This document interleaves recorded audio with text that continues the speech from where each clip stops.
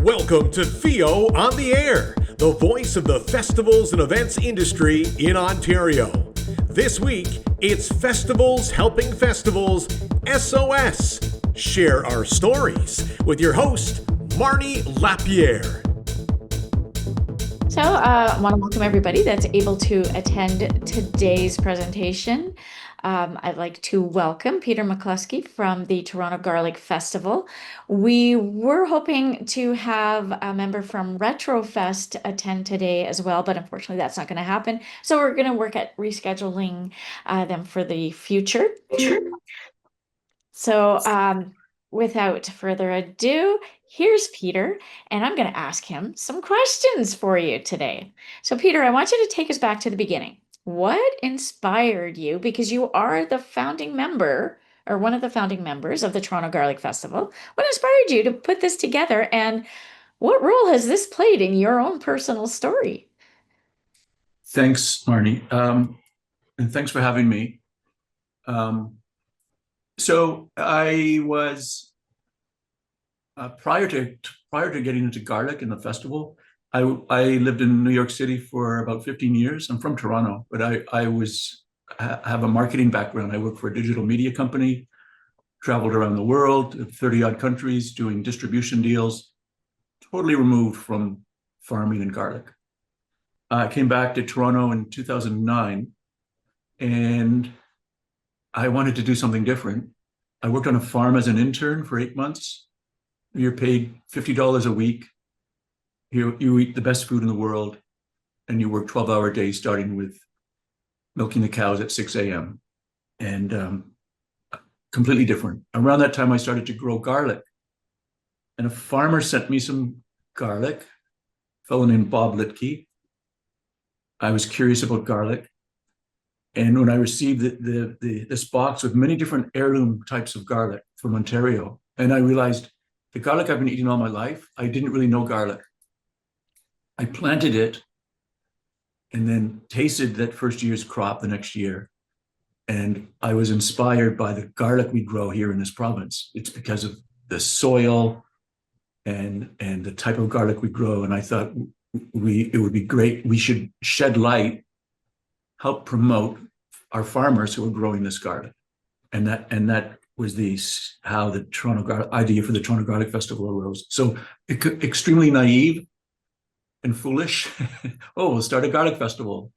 And that first year, jumping around to your questions, a memorable moment in that first year was when a garlic farmer sent me a check for their vendor fee. And I thought, this guy's crazy. He doesn't know me. And so that's the origin story, my personal story of how I got involved in studying Toronto Garlic Festival. That is really interesting, because I'm going to be honest, I never thought of Toronto and garlic being synonymous. I think that that's absolutely fantastic. And the fact that, there are more than just the types that we see in our local grocery store. Like when you speak about heirloom, the first time I heard anything about heirloom was heirloom tomatoes had come out, but I didn't realize, this could apply to many different types of things that we can grow. And I think that a lot of us love our garlic. I know I do. And I have yet to make it to that festival, but it is on my bucket list of to-dos. I really want to check that out. And I come from a farming background. And when I think farming in Ontario, I'm thinking the real basics. I never think about garlic being something that could be turned into a celebratory event. I think that's great. I think that's great. So when you were launching this festival and you had this idea and you got that first check, what did you find was like one of the biggest challenges, and how did you overcome it? I think one of the biggest challenges, like in starting anything new, and that's a little bit different, is you need to be a little bit stubborn and persistent, and have belief in the idea. Of course, there are a lot of ideas that probably should just stay as ideas, and that's like where you need to recognize it. Oh, is this worth pursuing or continuing? But I think just the persistence in belief in it And being that, maybe it helps that I cooked years ago in like pre-university, and I've cooked all my life. So I really recognize that this is a unique, this is a fantastic thing we grow here. And then along the way, I wrote a book for a US publisher about garlic. They approached me to write a book about garlic in Ontario. They do niche publications. So I did a lot of research, and I discovered much more about the garlic story and its connection to different cultures. And so when you talk about Toronto and garlic is not necessarily being synonymous, they are, because garlic is used in virtually every culture and cuisine in the world, even the British. It's also been an important part of our, it's also been used medicinally for centuries. And it has really strong connections to culture for a lot of people. And maybe another memorable moment for me when I researched that book, and what made me realize that Toronto Garlic Festival is perfect for the city of Toronto because we have such diverse cultures, and the resonance with which it impacts people.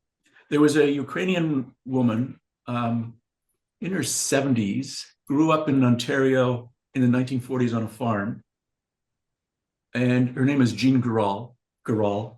And she told me a story about garlic being very much part of her Ukrainian culture. Ukrainians use a lot of garlic. Mm-hmm. And it's not just like a staple in the kitchen. Like for some people, I don't know, things like salt or Tabasco sauce or other things, they use it, they appreciate it, but it doesn't have this deep resonance. For her, garlic was very much connected to her tradition and her identity. So she shared the story that growing up on this farm, 1940s, teenager, she wanted to sing in the choir, the Sunday choir, the gospel choir. And she asked her teacher, can I sing in the choir? And the teacher said, Jean, yes, you can, but only if you stop eating garlic. I guess because she smelled too strongly of garlic. She was deeply offended by that. So years later, I interview her, and she comes to the Toronto Garlic Festival as well.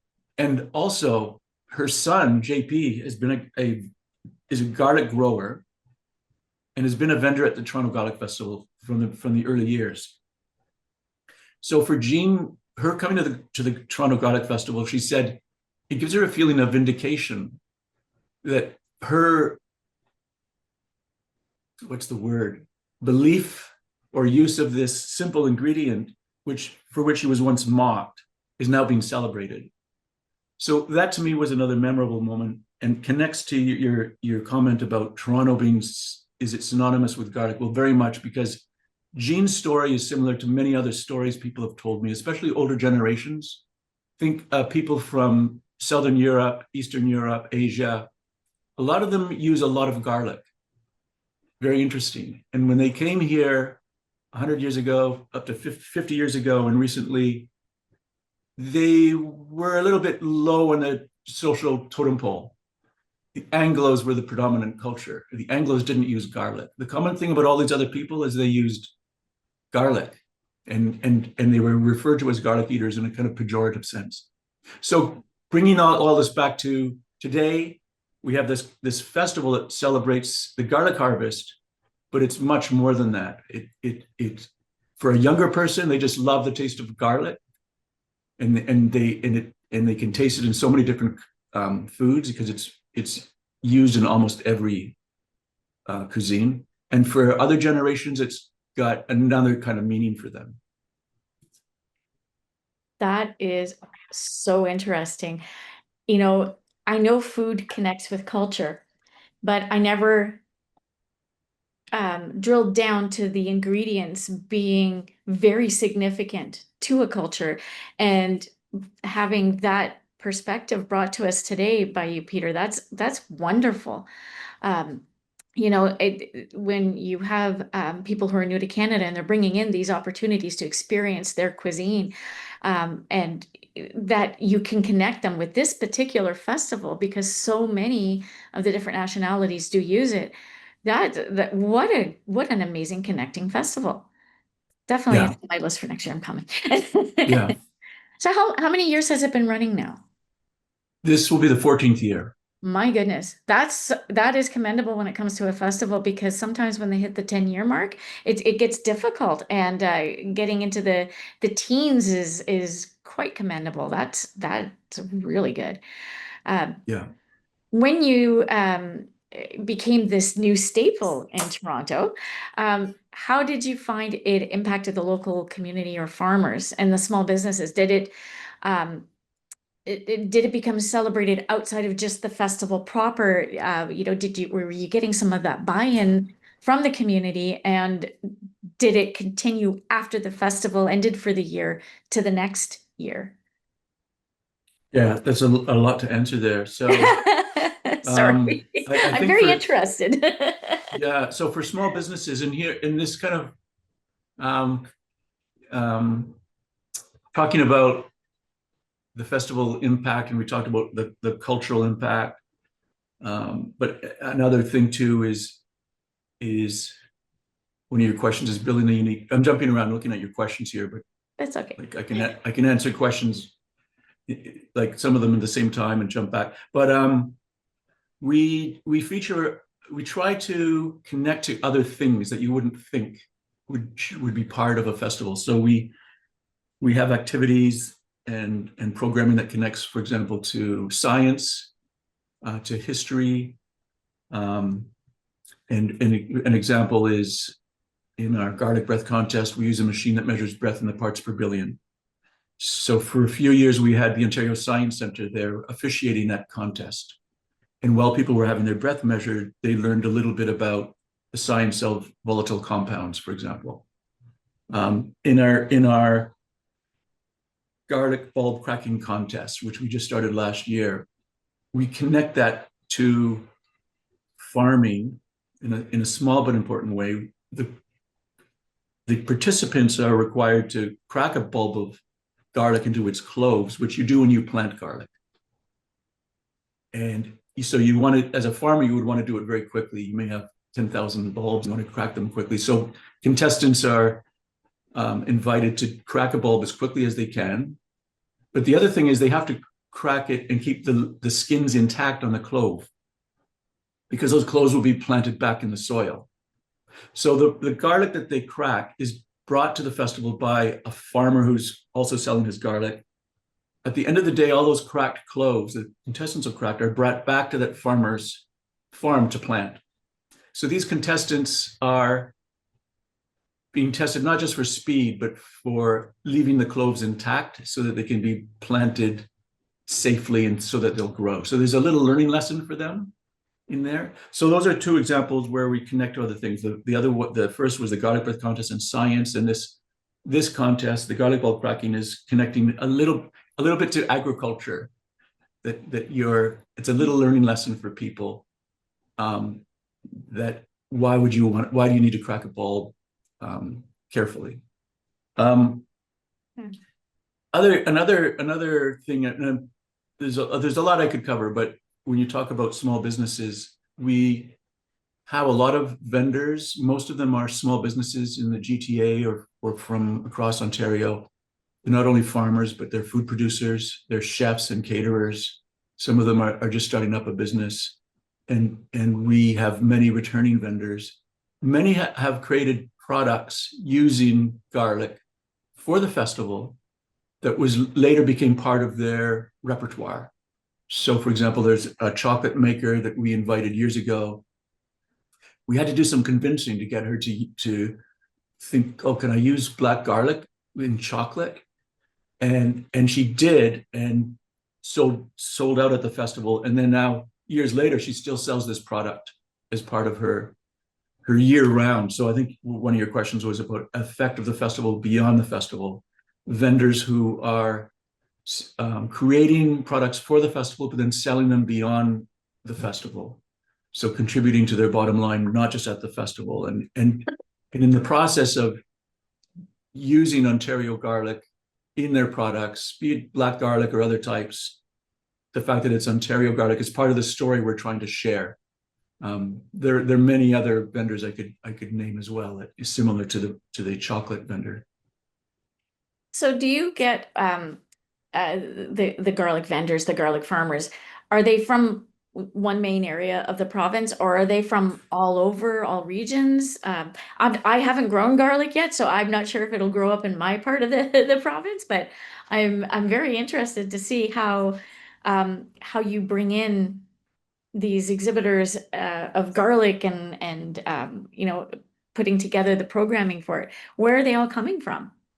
Yeah. Well, garlic is a forgiving plant, and there's a deeper story to that, which time doesn't permit here, but it can be grown in many climates and soil types. And Ontario has some amazing soil, and a lot of our farmers are coming from Southwest Ontario, the Guelph area, Eastern Ontario, maybe as far north as roughly Gravenhurst. Okay. Yeah, but you can grow. You're in Timmins. Yes, I am. You can grow garlic there. Some people I know do grow it. I haven't put it into my garden yet, and it's on the list because I'm trying different things. I'm kind of new to gardening, and I've seen some people be very successful with it. So I'm hoping to do it justice when I'm ready to take that jump. Yeah, well, and also in reaching out to farmers, I'm a member of the Garlic Growers Association of Ontario. I was a former VP and on the board, and I haven't grown garlic for a few years, but for several years I was growing up to 25,000 garlic plants a year. So I when I talk to farmers, I know something about the growing aspect. Similarly, when I'm talking to chefs, I know something about using garlic in cooking, savory and sweet, which gives me a bit of credibility when I'm talking to them about coming to the festival. So in going through some of the other questions that we have, how have you been able to build the excitement about such a unique niche theme? Because it's not like other festivals where it's really geared towards all the peripheral activities, such as the children's activities, a vendor market, the rides, things like that. How do you keep the garlic fresh? Yeah, well, it's niche but not niche. So garlic, remember the premise we're starting from is garlic is an ingredient in virtually every cuisine. It's probably the most used ingredient in the world after water and salt. So when you're inviting food vendors to come, there are many types of food that we try to curate it so that there's something for everybody. So if you like ribs or vegan or halal or certain types of food, mac and cheese, we have all that.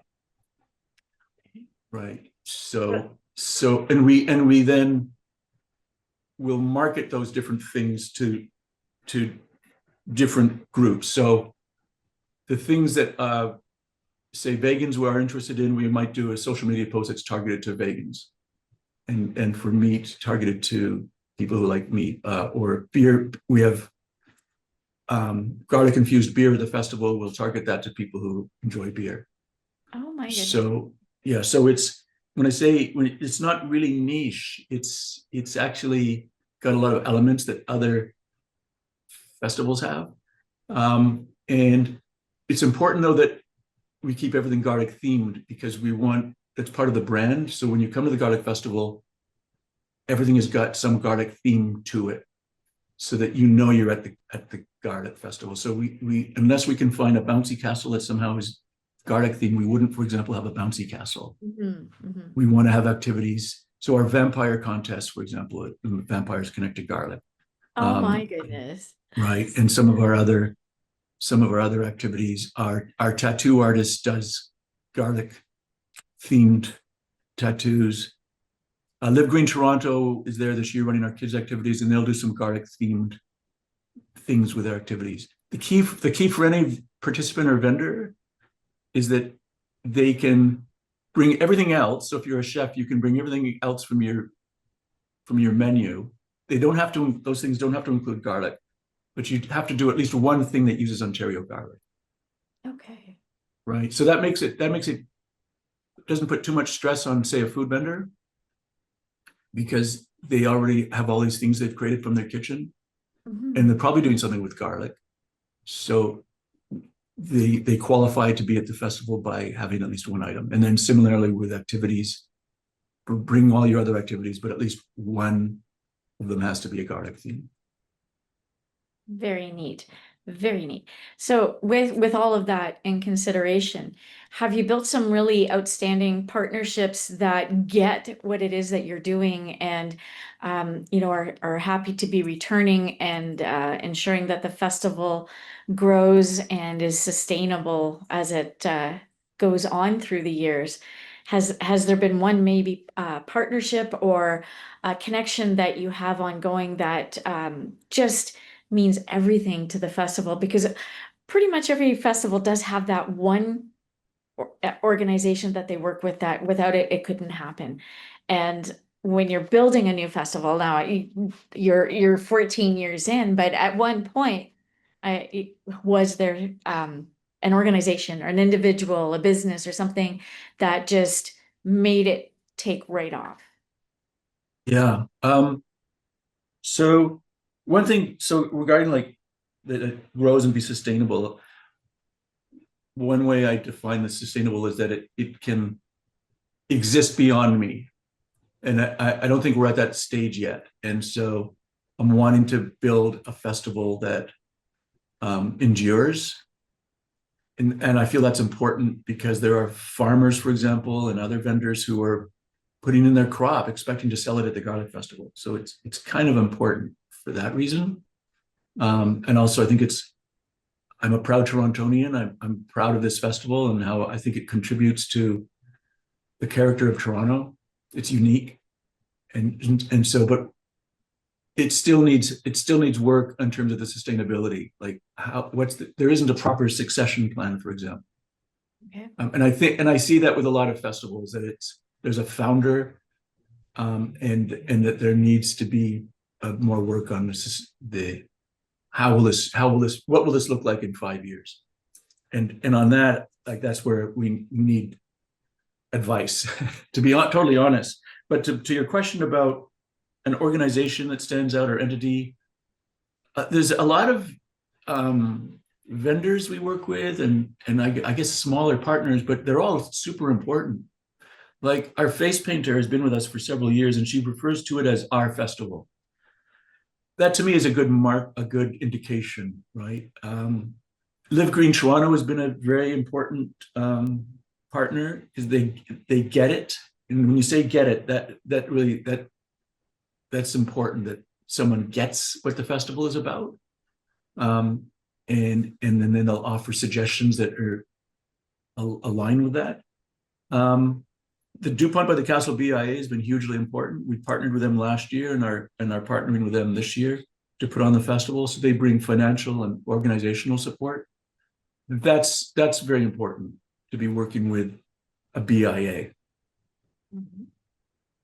Very true, very true. And those partnerships, they can help with the promotion. They get the community invested in it. It does make a big difference. And sometimes it doesn't even have to be a large organization that is your strongest supporter. Sometimes it's just an individual that has the network, right? And the ones that you've brought up here today have just been stellar for such what I call a unique festival. I think that's great.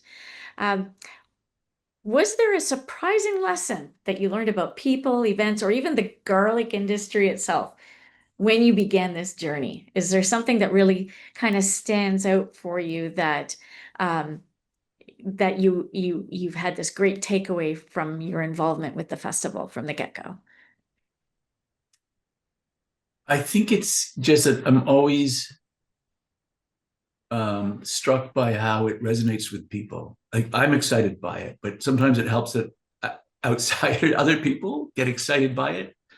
And that's been a thing all along from the very beginning, from the first moments of the festival when it started in 2011. When we weren't sure if anyone was going to come down, the excitement about garlic, and it's that doesn't ever get boring because I've been doing it for a long time, and and it's like a shot in the arm when someone talks about, oh, there's a garlic festival in Toronto. There isn't, yeah, there's not like one seminal moment, or it happens a lot, and it's like taking a vitamin pill when I hear it. I love that. I love hearing that.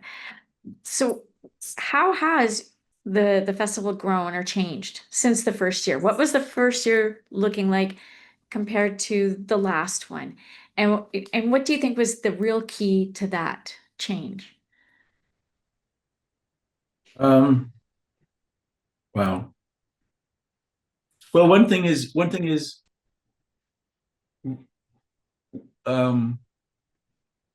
some of the changes are the programming we've done and different things we've brought on that connect to garlic.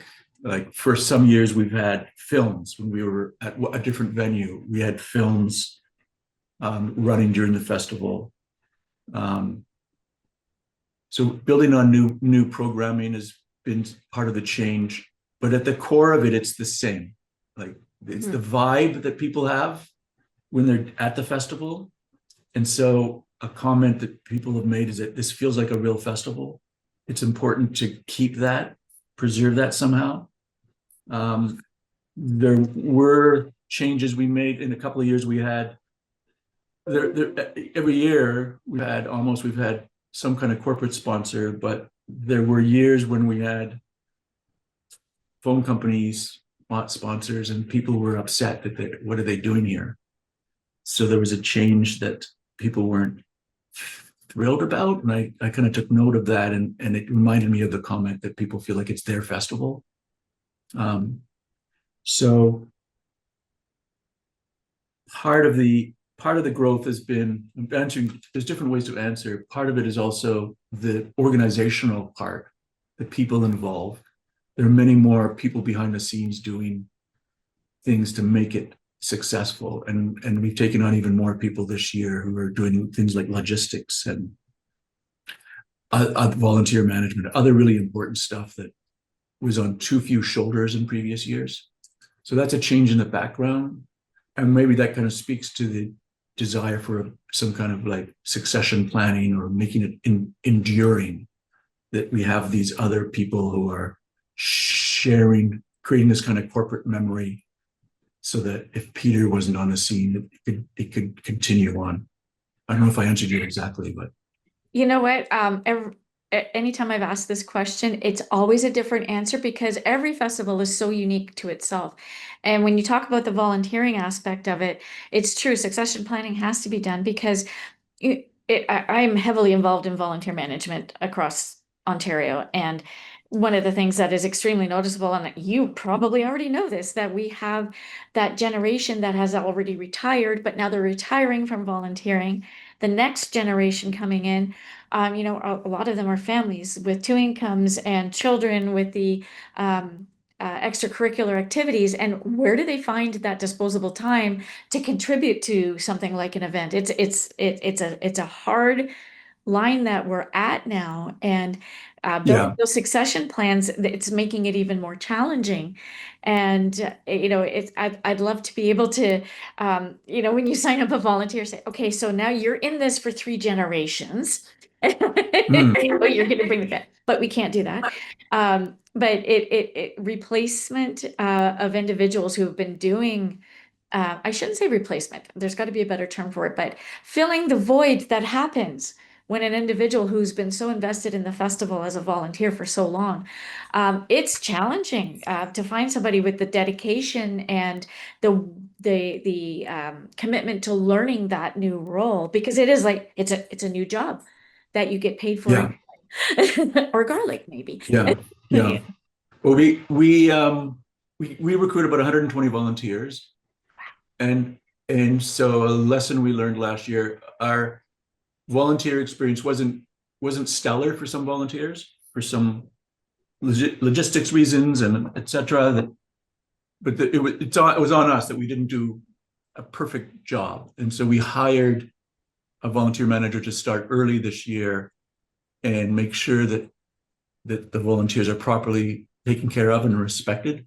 Because that's, I think, key in recruiting volunteers, is to make sure they have a really good experience, and then they talk about it with, they want to come back, and then they'll talk about it and share that. I've always considered festival volunteers as your frontline army to everything. They're going to bring you back the reports of what's happening. They're engaging with your attendees to the event. They're engaging with the participants who are doing whatever's happening on the stage, or the marketplaces, the food court areas. They are the ones in the know. And if they Yes. walk away with a negative experience, they're not shy to tell people how it went down. So by nurturing our volunteers, it helps, ensure that success of a festival. And sometimes they provide the best feedback, even in comparison to the committee or the participants at the festival in the marketplace, because they see everything that's happening. And Yeah. it's hard when you lose those type of volunteers, and filling that role is it can make it quite the challenge. But if you've got the right person coordinating and managing your volunteers and ensuring the critical path to the volunteer development for the event is being followed or adjusted when needed, because it's always a moving target. That is one of the strongest pillars you have for a festival's success is the volunteers. I mean, yes, we could pay people to be there, but volunteers bring their heart as well, right? Yeah. So we do a post-event volunteer survey every year. And so last year, capturing some of that feedback from the volunteers, we shared with the volunteer manager we hired this year to see some of these. Don't look at the rosy comments, look at these other comments, and help us to correct that. It's true that having those type of kind of like an exit survey for the volunteer, that's where you can really glean a lot from that feedback. And it's the same with attendee surveys, to ensure that I've always positioned it that a festival belongs to the community, so the community should have input. And while you can't always fulfill what their desire is from that survey, it is the opportunity to kind of brainstorm, okay, so we need a little bit of a change here. So we can't exactly do this one thing where they want to bring Celine Dion onto the stage, but what can we do to provide the same sense of satisfaction when the attendee leaves? And same with marketplace, of course, and anybody that has anything to do with the running of the festival. So So we also do a vendor survey, and we do visitor interviews at the festival. They're very important. And it's also great for your reports back to any funders as well too. Absolutely. We collect things like postal code and Yeah, definitely. So we have a little bit more time left. Advice for aspiring festival organizers. For anybody who's watching or who will be tuning in later once Jay from Festivals and Events Ontario gets it uploaded, do you have any advice for anyone who's dreaming of starting their festival, because you've done it, you've walked that path?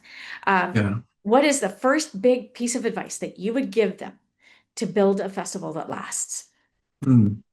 So I, in fact, consulted to a garlic festival that just started this year in Mississauga. It's the Lakeview Garlic Lovers Festival.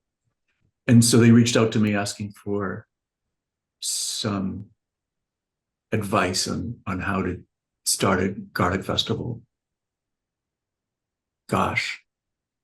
I think well, one thing is and maybe that's a thing you would do as a festival is no matter what you're doing, is create like a policy of what is your event, what is its purpose or objective, and then so in our case, if it's to celebrate the garlic harvest, okay, that's like the starting thing, and then all the things you do they serve that objective or purpose? So if you're thinking of an idea or thing for your event, a question to ask yourself, well, is this not only viable, but does it serve our objective or purpose?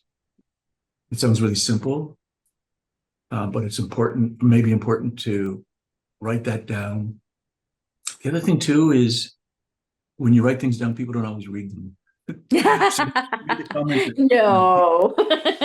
people who get it. It's important to, when you're bringing in team members, to make sure that they really get it, that they understand what is this thing, so that they don't go off, I don't know.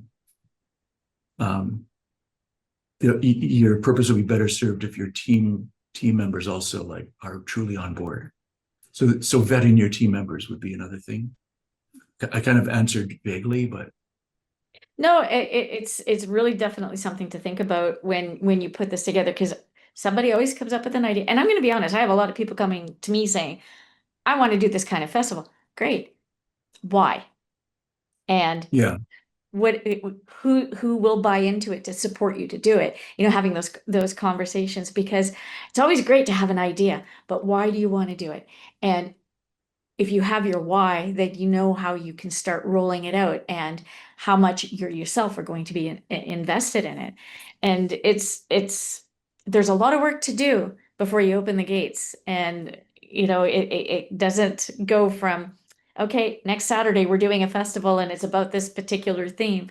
No, it takes a little longer, doesn't it, to get the ball yeah, rolling and yeah. get So here's the thing is, I feel like with any idea is, so you've got this idea, you haven't told the world yet, but you want to bring in partners or evangelists for your idea who have some heft and sway in your industry or in the world, and who get it and will help you like put it out there. So it's kind of like, imagine like you're trying to get across a river and there are these stepping stones. You want to find a route to get across, and getting across means like success with the reception of this in the world. You want to find those people or entities that act as stepping stones.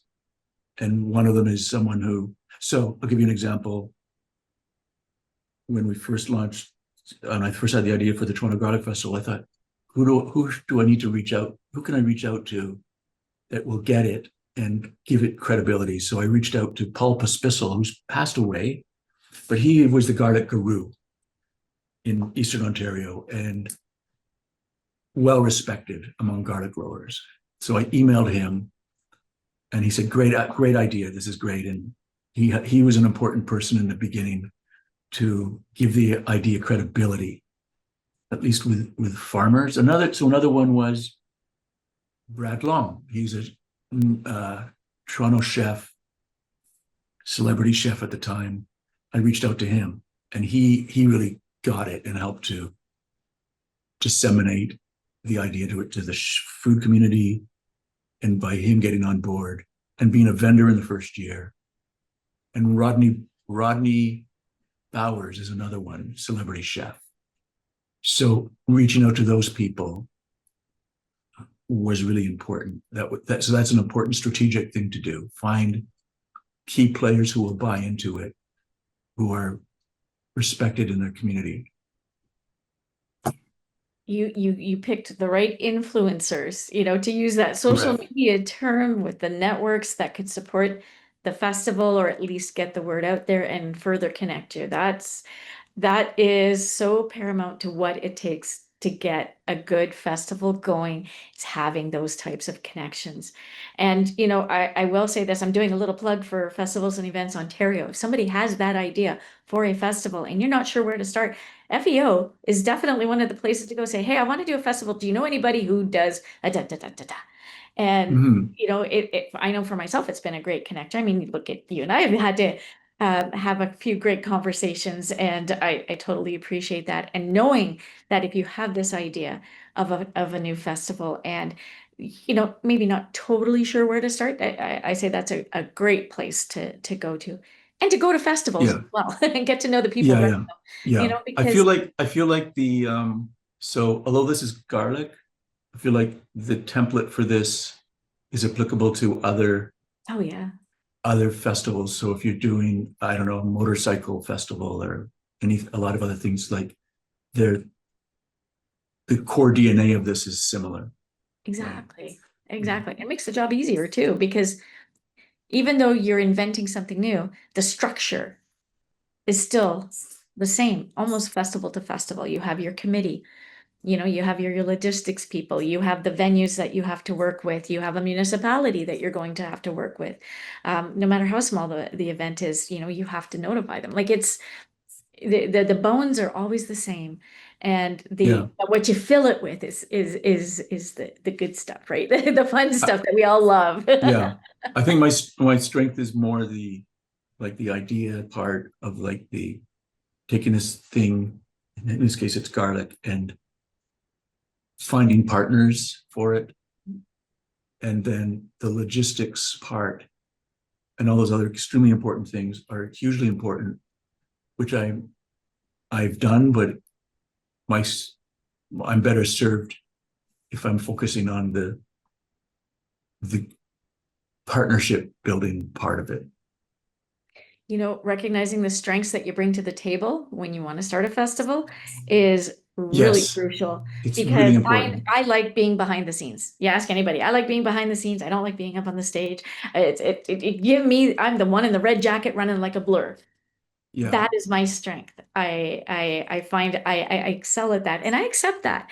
I would love to be that out there person.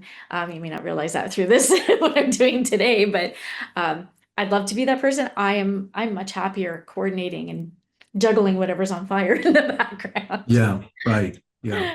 So Interesting. before we end for the day, I have one more question for you, and then we'll open the floor if there's any questions from everybody that's attending. As you look ahead, what's next for the Toronto Garlic Festival? Do you have a new story to bring so that people will continue to come, support, and engage with the festival, and that we'll all be talking about it for years to come? Is there something new that you're bringing for the next festival? With 14 years under the belt? Well, every year there's something new in the sense that there are in our programming. So, for example, our live music stage, which is curated by Donald Kwan, and he brings in amazing musicians who are representing musical genres from around the world. And we do that because garlic is used around the world. So let's have musical genres from around the world.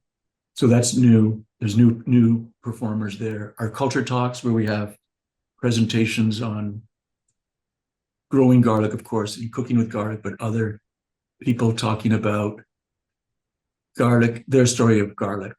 So those things are all new.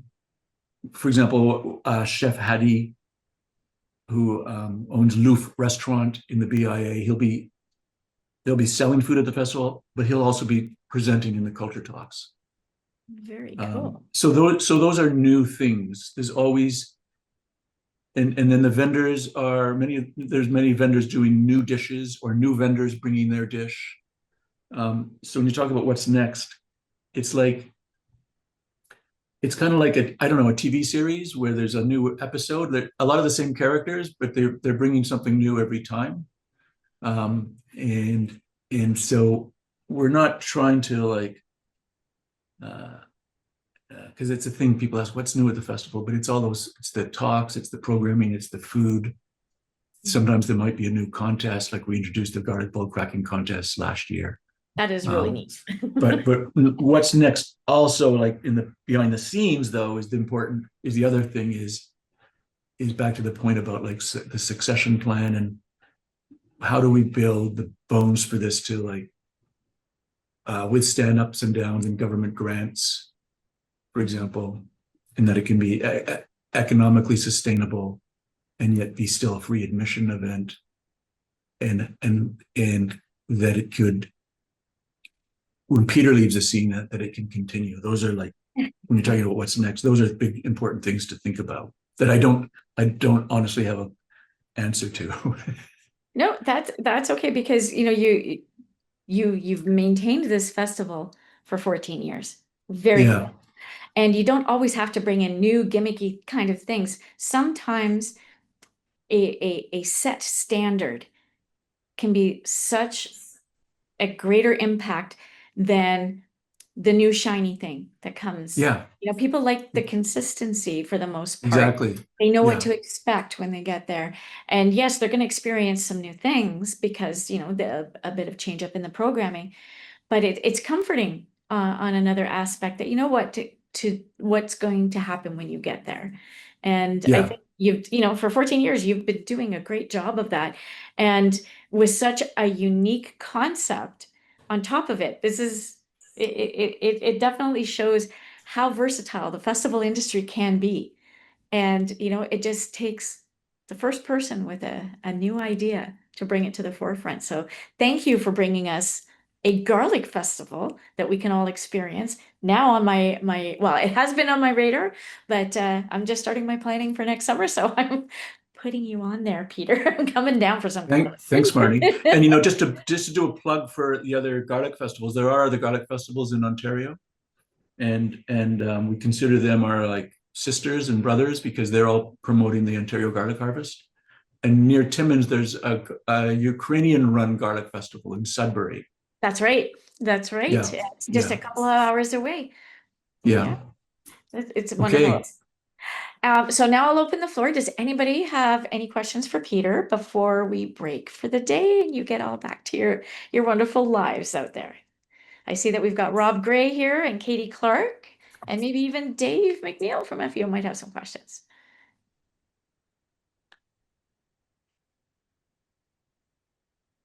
And I'm gonna say, I guess not. That's all right. Peter, thank you so much for your time. I know. Oh, Dave's coming in. No, I just wanted to stop in and say thanks for everything. It's been great conversation. And I think the one thing, and Peter, you've been through it as well, is change is inevitable, and it's how resilient you are, and how you and your board and your committees really react to change and what's thrown at you. We all had to do that very quickly during COVID, but I think you guys made a good recovery, and I think that's what really the lesson to be learned is that change is inevitable, and it's we know what we're doing today, but what are we doing tomorrow, and what are we doing 2 years down the road, 3 years down the road, and as leaders, that's really where our mindset needs to be. Is we're fine today, but what's tomorrow going to bring? Yeah, agreed. Very true. Oh, I see Rob's off of mute. How you doing? Nice to see you. Nice to be seen. So couple things. Marnie, great to see you and great job in this. I haven't joined the Tuesday group, but I'd like to do that a lot more. Peter, my hat is off to you, is physically off to you, for running this event for so many years. I speak to clients, and I'm the supplier side. I'm the Lego guy, so I come in, but I don't get to hear a lot about what it takes to put on a festival like you do. So it was completely educational for me. So all the details that you need to do, and when you've got food, I'm definitely having some garlic today, by the way. It is truly educational. So I appreciate it very much, Peter. Thank you, Rob. Wonderful. Well, with that, we will conclude this week's episode. And again, thank you, Peter. And thank you to the folks at FEO that keep this going. Jay, Debbie, and Dave have definitely brought something to the forefront by allowing us all to communicate, because as we help each other shine, our province shines, and it reflects very well on all of you and all of your communities for what happens. So thank you very much, and have yourself a great day. Thanks for listening to FEO on the Air, the voice of festivals and events in Ontario.